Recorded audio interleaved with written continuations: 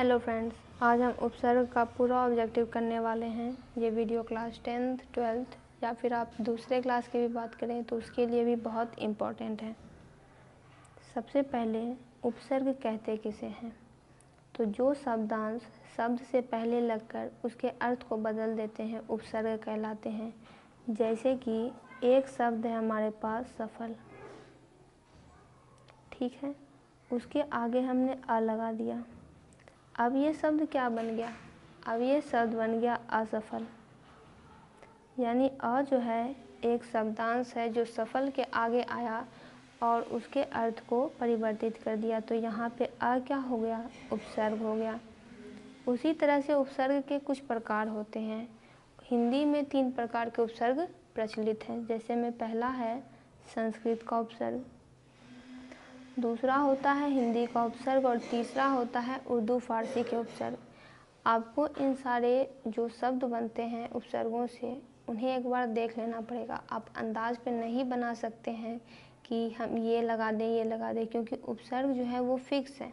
संस्कृत के हैं, हिंदी के हैं, उर्दू फारसी के हैं। अब हम एग्जाम्पल से इसको समझते जाएंगे। परलोक शब्द में कौन सा उपसर्ग है? परलोक शब्द में पर उपसर्ग है। सपरिवार शब्द में कौन सा उपसर्ग है? इसमें स उपसर्ग है। अध्पका शब्द में कौन सा उपसर्ग है? इसमें अध उपसर्ग है और अध जो होता है वो हिंदी का उपसर्ग होता है। अध का मतलब होता है आधा, यानी ये जो कोई चीज़ है वो आधी पकी हुई है। नीडर शब्द में कौन सा उपसर्ग है? इसमें नी उपसर्ग है, नवहर्षिकार। उपकार शब्द में कौन सा उपसर्ग है? ये कार शब्द में उप आकर लग गया है तो ये उप उपसर्ग है। पर्यवेक्षक शब्द में कौन सा उपसर्ग होगा? तो परि होगा। अगर आपको संधि का भी ज्ञान रहता है तो आप उपसर्ग वाला पोर्शन आसानी से बना सकते हैं। उपवास में कौन सा उपसर्ग है? वास शब्द में उप आकर लगा है तो उप उपसर्ग है। विकास शब्द में कौन सा उपसर्ग है? कास में वी आकर लगा है, यानी ये पहले आकर लगा है, ये हो गया विकास। अतिरिक्त शब्द में कौन सा उपसर्ग है? इसमें अति उपसर्ग है।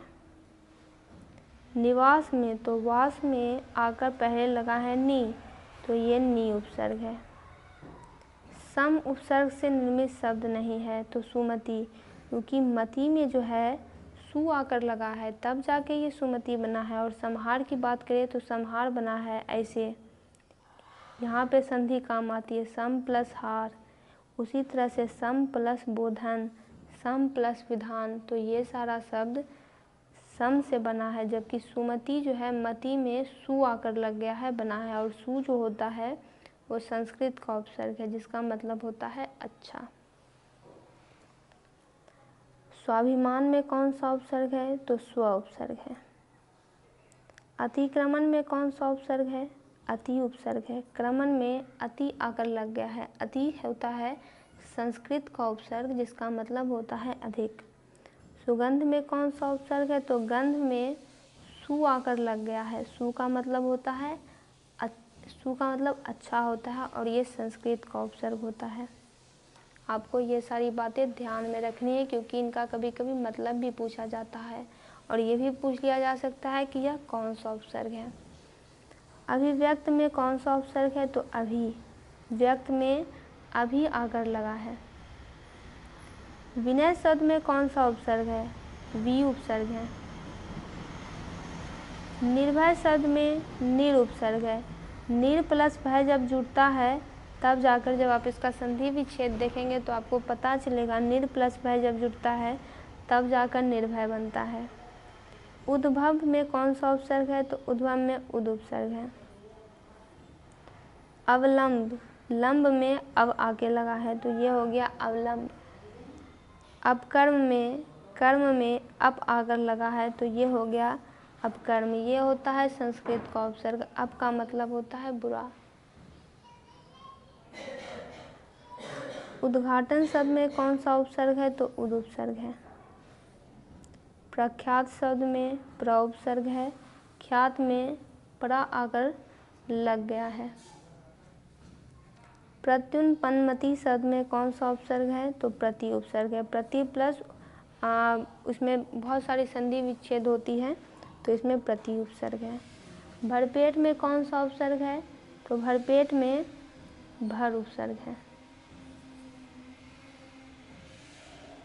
पुरातन में कौन सा उपसर्ग है? पूरा उपसर्ग है। तन में आकर पूरा लगा है, तब ये बना है पुरातन। अज्ञान में कौन सा उपसर्ग है? तो अ उपसर्ग है, और अ होता है संस्कृत का उपसर्ग जिसका मतलब होता है नहीं। किस शब्द में उपसर्ग नहीं है? तो ओढ़ना में उपसर्ग नहीं है। ओ कोई उपसर्ग नहीं होता है, ओ म ओकर जो यहाँ पे बना हुआ है।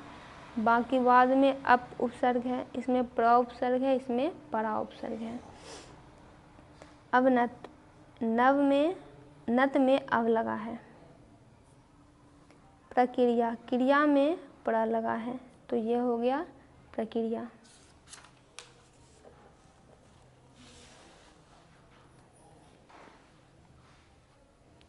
फिर है हमारे पास परामर्श। मर्श में परा लगा है, तो परा उपसर्ग। कार में अधि सामने में लगा हुआ है, तो ये हो गया अधिकार। सु, देखिए यहाँ पे अर्थ पूछा जा रहा है, सु उपसर्ग का क्या अर्थ है? तो इसका मतलब होता है अच्छा। अव उपसर्ग का क्या अर्थ है? अव एक संस्कृत का उपसर्ग है जिसका मतलब होता है बुरा या फिर हीन। अभी उपसर्ग का क्या अर्थ होता है? अभी का अर्थ होता है चारों ओर। अलंकरण में कौन सा उपसर्ग है? अलम उपसर्ग है। अलम प्लस करण, अलंकरण। अंतर्मन में कौन सा उपसर्ग है? अंतः उपसर्ग है। अंतः प्लस मन, अंतर्मन। प्रागैतिहासिक में प्राग उपसर्ग होता है। प्राग प्लस ऐतिहासिक, तब हो जाता है प्रागैतिहासिक। सहानुभूति में कौन सा उपसर्ग लगता है? सह उपसर्ग लगता है। अंतर्राष्ट्रीय में अंत उपसर्ग लगता है। अनुसरण में अनु उपसर्ग लगता है। अभियोजन में अभि उपसर्ग लगता है। प्रख्यात में प्र उपसर्ग लगता है। बेइंसाफी में कौन सा उपसर्ग होता है? बे उपसर्ग होता है, और बे होता है उर्दू फारसी का उपसर्ग जिसका मतलब होता है बुरा। प्रतिकूल में प्रति उपसर्ग लगता है, और प्रति होता है संस्कृत का उपसर्ग जिसका मतलब होता है हर एक। अनुवाद में अनु उपसर्ग है। वाद में आके अनु लगा है, और अनु का मतलब होता है पीछे। उपस्थिति शब्द में उप उपसर्ग है। बेईमान में बे उपसर्ग है। बे होता है उर्दू फारसी का उपसर्ग जिसका मतलब होता है बुरा। किस शब्द में उपसर्ग का प्रयोग हुआ है? तो उपकार में। कार में आके उप लग गया है, तो उपकार। विज्ञान में वि उपसर्ग है। संस्कार में सम उपसर्ग है। सम प्लस कार जब बनता है तब जाके संस्कार शब्द का निर्माण होता है, इसीलिए इसको बनाने के लिए अगर थोड़ा बहुत संधि का भी ज्ञान रहे तो बहुत मदद मिलती है। पुरोहित में पुरः उपसर्ग है। संकल्प में सम प्लस कल्प। स्वागत में सु जोड़ आगत स्वागत होता है। सु प्लस आगत जब बनता है तो स्वागत होता है, यानी आगत शब्द में सु लगा है तब जाके ये स्वागत बना है। अध्यक्ष में कौन सा उपसर्ग है? तो अधि उपसर्ग है। अधि प्लस अक्ष तब जाके अध्यक्ष। प्रत्युपकार में उपसर्ग होता है प्रति। प्रति है संस्कृत का उपसर्ग जिसका मतलब होता है हर एक। दोस्तों, इसका पूरा ऑब्जेक्टिव कंप्लीट हुआ।